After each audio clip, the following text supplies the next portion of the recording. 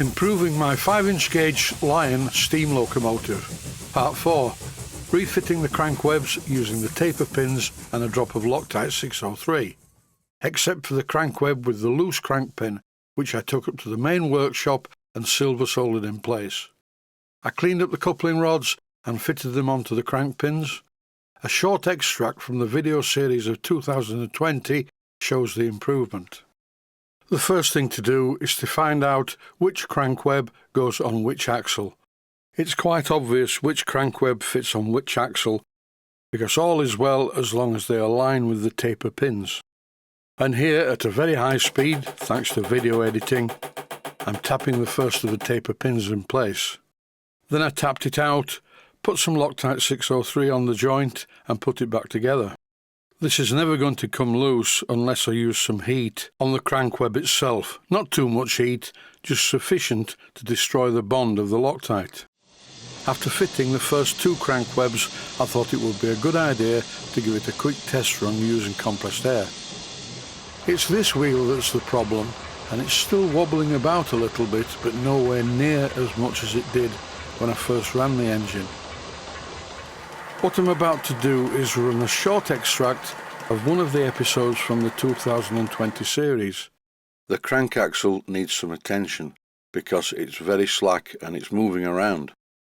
The play in all of the crank webs on the main crank axle is the reason why the wheel looks like it's wobbling about. In fact, it's definitely wobbling about. It was the first thing I noticed.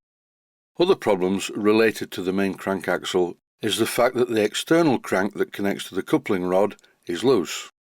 Oh yes, and the crank pin is also loose, and the coupling rod needs rebuilding.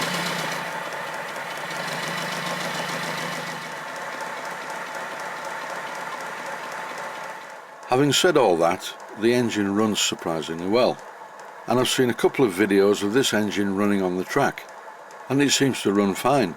So what's the problem? Here's a close-up view. Can you see what the problem is? The side plate on all of the coupling rod bushes is not the problem, but the loose crank and the fact that the coupling rod looks like it's going to drop to pieces is a problem. Returning now to 2026, this is the crank web that was in good condition and the crank pin was tight. It's the one at the other side that's the problem. In this clip, I'm putting the coupling rods in my small tub of cellulose thinners. After they've been in here for a while, I'll remove them and clean them up. I'm cleaning the crank web from the other side. This is the one with the loose crank pin, and I'm going to rectify that. I'm going to silver solder this part at the back, where it won't be too visible. So it's quite important that the area where I'm going to silver solder is metal, not dirt. I'm using a small grinder in my Proxxon motor tool to clean it up. And now I'm in the main workshop. For silver soldering steel parts, I always use Tenacity No. 5 flux. It seems to work much better with steel components than the normal Easy Flow No. 5. I am applying the silver solder before the parts are hot enough. This is for the purpose of the video only, to show how it doesn't flow until the correct temperature is reached. Once the part has cooled to black and the silver solder is thoroughly hardened, I drop it into a tub of water. This removes most of the flux residue and a lot of the oxidization. The rest of it is handwork, and here I'm using a piece of Scotch-Brite. I found it better to use 400 grade wet-to-dry sandpaper, and here with the sandpaper wrapped around a cork block, I get a nice square edge to clean up in the corners. This takes a while, but it's best to do it. Nothing looks worse than a half-finished job. This crank web will look exactly the same as the other 3, once it's fitted to the engine. You can see here that it looks quite good. There's a tiny bit of oxide left, but that will come off in time. In this clip, I'm cleaning up the ends of the coupling rods, which are very gummed up with oil. I also hammered in the taper pins a bit tighter, because they were a bit slack. There's no adjustment on the ends of these coupling rods. The 2 taper pins in each end just hold the assembly together. For the next part of the job, I'm using some Loctite 542 thread locker I coat the threads with this stuff, and this will ensure that the nuts don't work loose and fall off. These nuts need to be tight on the crank pin, but not too tight.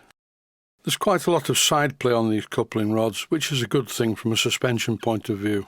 Please don't get confused. Loctite 542 is a thread locker. Loctite 603 is a retainer and has a lot more strength. In this application you must not use Loctite 603 on the threads. In order to connect some compressed air to the engine, I made this adapter. The silicone rubber tubing is pressed onto this and secured with a spring clip. So now it's time for the first test. The wheel is still wobbling. There's something wrong with the engineering on this particular wheel, but it's not wobbling very much, nowhere near as much as it was in the video extract from 2020. In the previous episode I pinned this wheel to the axle so it's going nowhere, and if it was really bad you would notice the engine oscillating from side to side, and it doesn't do this. It runs actually quite well. I forgot to use the Loctite 603 on this crank web, so here I'm cleaning out the centre of it where there was some oil, and I apply some Loctite 603 and tap in the taper pin to secure it in place. What I'm doing here is physically moving the engine about as it's running, and to be honest, even with a bit of play in the wheel, it's running okay. It's far too easy with this hobby to become very anal and obsessive. I'm trying not to be. The real solution to this problem would possibly be to make a new crank axle and a new wheel, because I think the turning of the wheel is a bit suspect. I'll try running it in reverse. The slip eccentric system is working very well. And that's it for this episode, but don't turn off, there's quite a lot left. I'm just going to show the engine running on compressed air on the bench at various speeds. Stay safe, stay healthy, thanks for watching, and I hope you found it useful.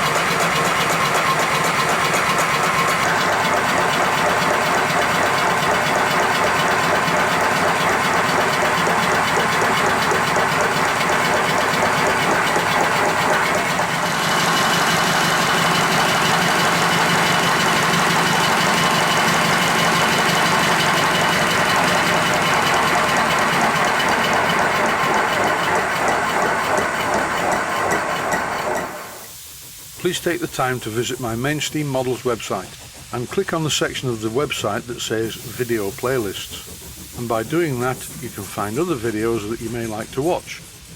And by using the playlists, you can actually watch the videos back to back.